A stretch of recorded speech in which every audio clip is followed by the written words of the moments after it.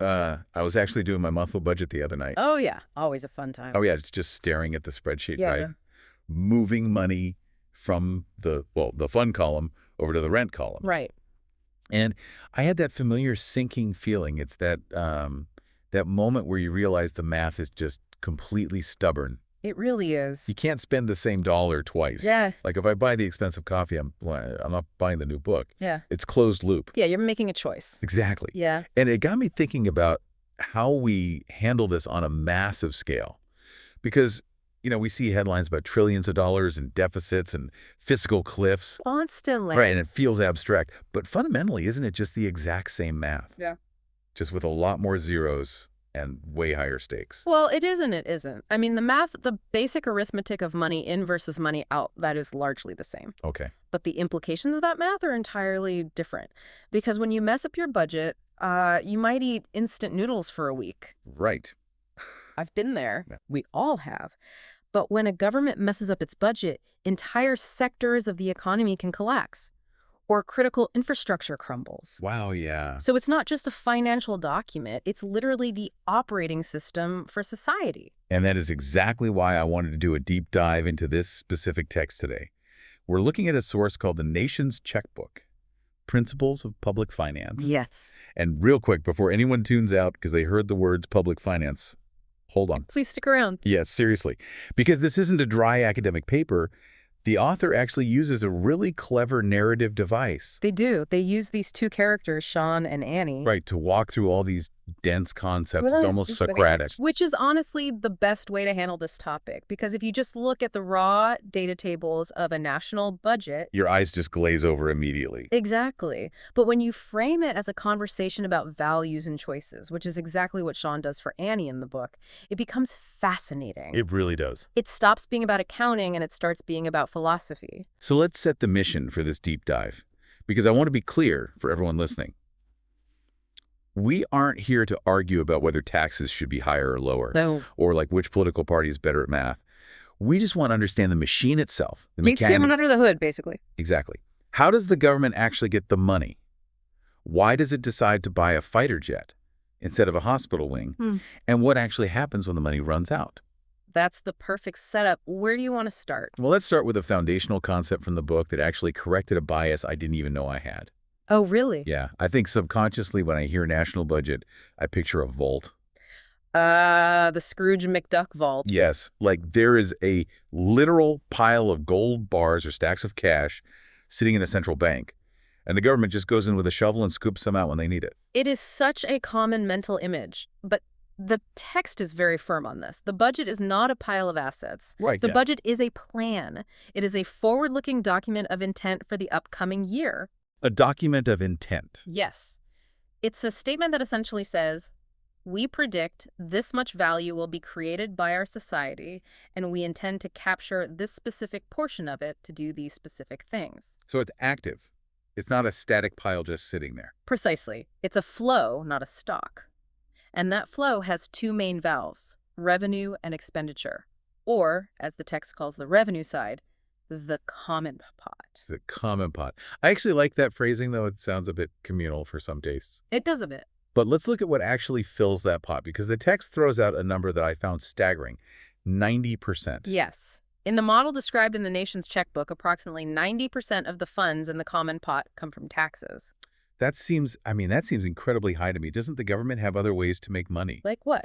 Well, like selling oil or leasing land or charging fees for services? They do have those. Okay. But compared to the sheer massive scale of what a modern state spends, those are usually just rounding errors. Really? Just rounding error? Pretty much. The text focuses on the big three that do all the heavy lifting for that 90%. Income tax, value-added tax, or VAT, and corporate tax. So basically taxing labor, taxing consumption, and taxing profit. Exactly. And this is so important because it connects the government's ability to act directly to the health of the economy. Oh, I see. right? Because if people aren't working, so no income tax. If they aren't buying things, no VAT. Or if businesses aren't making money, no corporate tax. Then the common pot just dries up. Exactly. The government isn't this separate magical entity that generates its own wealth. It's basically a skimming mechanism off the top of the generated wealth of the citizens. Which brings us to the other side of the ledger. We fill the pot, now we have to empty it. The expenditures. Right. And the text defines expenditures in a way that I found almost deceptively simple. He just says, expenditures are what we decided to spend these funds on together. It sounds simple, but that word decided is doing a ton of heavy lifting there. Because it implies agreement? It implies a collective agreement, yes. But this is exactly where the text pivots to the big why. Right. Why do we put money into a common pot at all? Why not just let me keep all my tax dollars? Yeah, I mean, if I want a road paved, I'll hire a paving company. Right. Or if I want my house guarded, I'll hire private security. Why involve the state at all? And this is where the characters Sean and Annie get into this concept of public goods. And I think this is honestly the strongest part of the book. I agree completely. Because it takes these super abstract economic arguments and applies them to daily life. Yeah. They start with the most primal, one defense and security, like the police. Right. So Sean makes Annie play out the counterfactual. Imagine we didn't have a common pot for police. Imagine safety was just a product you bought on the private market. Like Netflix. Or a gym membership. So I call 911 because someone is literally breaking into my house and the operator asks for my credit card number. Or they check your subscription tier. They'd be like, oh, I see you have the bronze safety package. That only covers noise complaints, sir. You need the platinum package for armed intervention. That is a terrifying thought. It's totally dystopian. But Sean points out the actual economic failure there.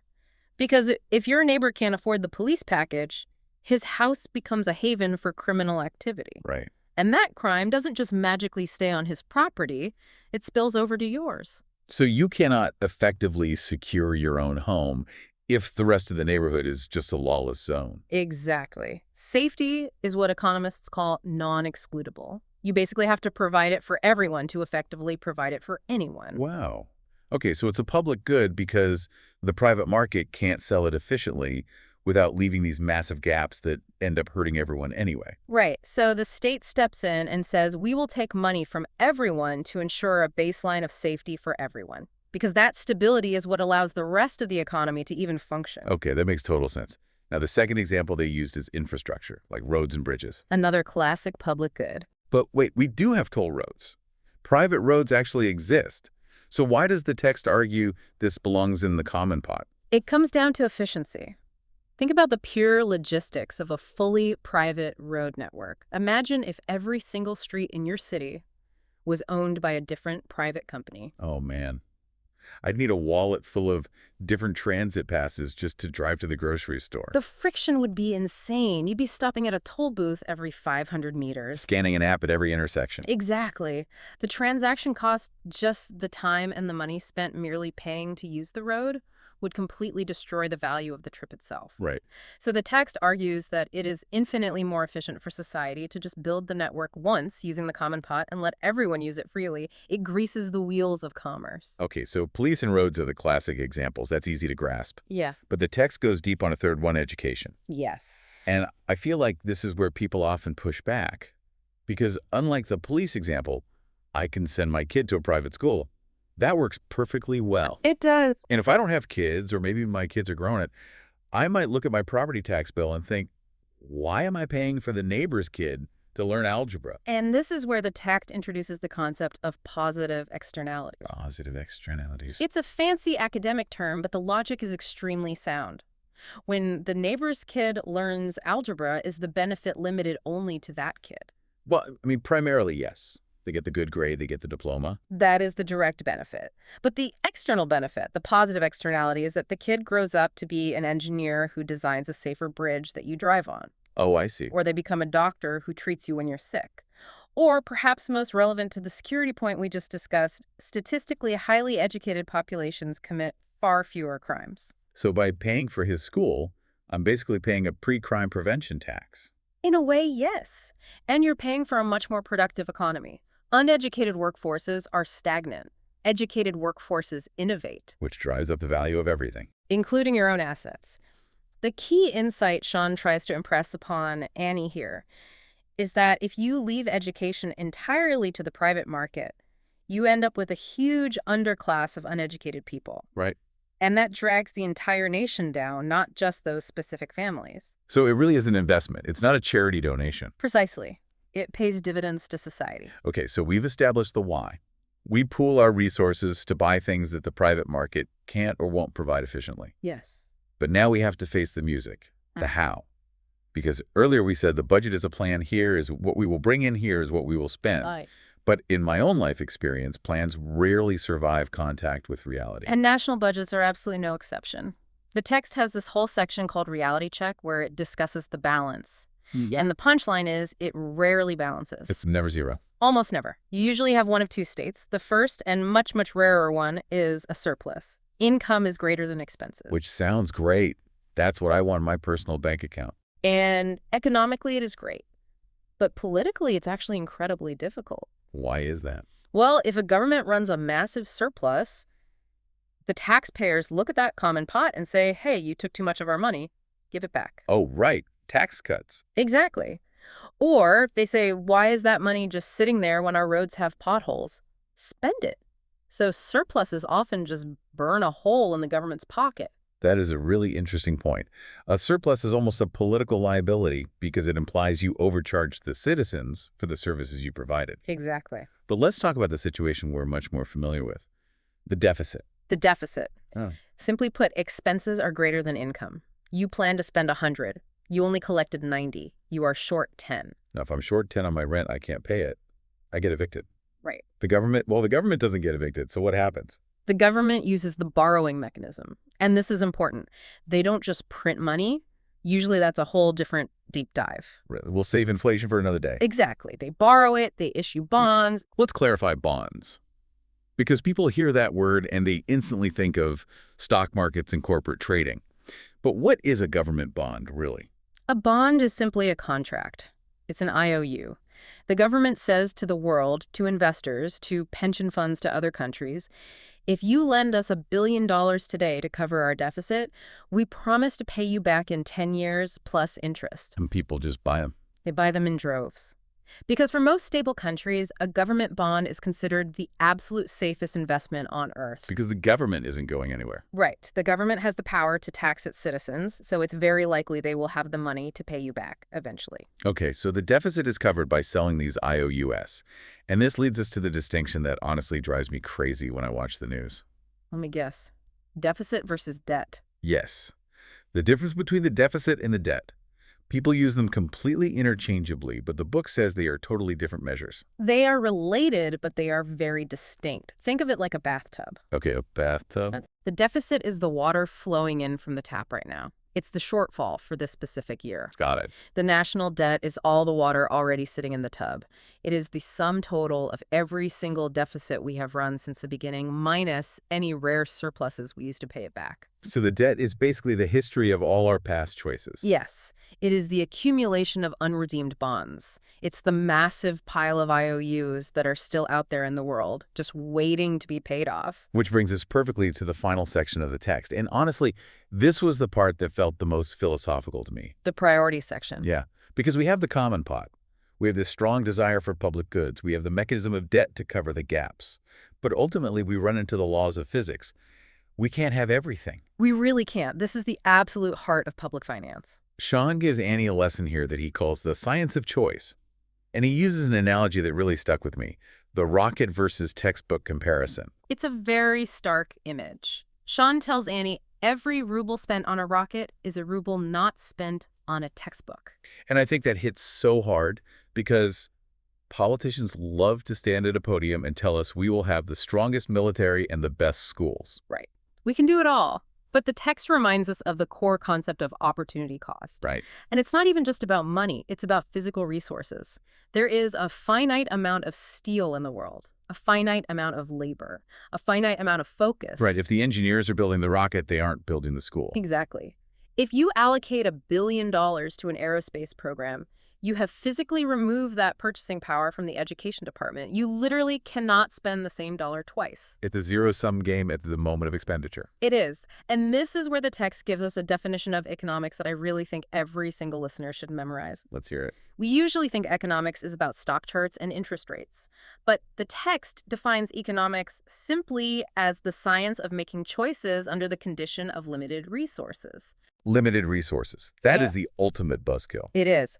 But it's reality. If resources were unlimited, we wouldn't even need a budget. We wouldn't need a government, really. We just all take what we need. Right. The entire function of the nation's checkbook is to manage that scarcity. It is to look at a limited pile of tax money and make the agonizing decision, do we fix the bridge or do we fund the cancer research? Because we probably can't do both to the absolute maximum level we want. Exactly. And that completely reframes the whole idea of governing for me. It's not about fixing problems. It's about ranking problems. Precisely. It is a ranking of values. That connects back to the very beginning for me. Right. Because we said the budget is a plan, Mhm. but really based on this section, the budget is a moral document. It's a truth serum. That is a beautiful way to put it, because you can listen to a leader's speeches, you can read their manifesto, and they can say they care deeply about, say, the environment. Sure. But if you open the nation's checkbook and you see that the budget for environmental protection is 0.1% of the common pot, and the budget for subsidies for something else is 10%, well, the math simply doesn't lie. The checkbook reveals the actual priorities, regardless of the rhetoric. It does.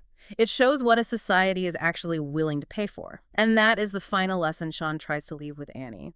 When you look at the deficit or the debt or the tax rate, don't just get angry at the raw numbers. Look at what's behind them. Ask yourself, what choice does this number represent? We borrowed money to buy what? We taxed you to build what? Was it worth the trade? That rocket better be really important if it cost us 1 million textbooks. Exactly. And sometimes it is. Sometimes national defense absolutely is the priority. Sometimes it's healthcare. The answer changes year to year, but the trade-off never goes away. Man, it's a lot to process. It makes the idea of the nation's checkbook feel a whole lot heavier than just a spreadsheet. It should feel heavy. It's the weight of our collective future. So let's try to synthesize this for the listener. We've covered a lot of ground today. We have. We started with the idea that the budget is a dynamic plan, not a vault of cash.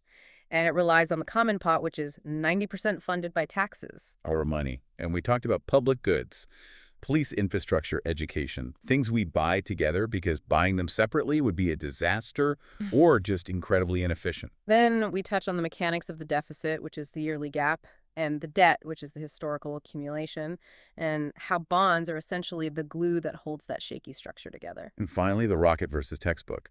The reality that economics is about making really hard choices with limited resources. And that every single line item in that budget has an opportunity cost. Something else didn't happen so that this could happen. So here is the thought I want to leave you with today. We often avoid looking at financial news because it's boring or stressful, but try this exercise. If you could see your country's checkbook right now, just the raw data of where the money is actually flowing, what would it tell you about your society's true character? Not what it says it is, but what it pays to be. It's the ultimate reality check. Indeed. Something to think about the next time you see a headline about the national debt. Thanks for being this deep dive with us. Pleasure as always. We'll see you on the next deep dive.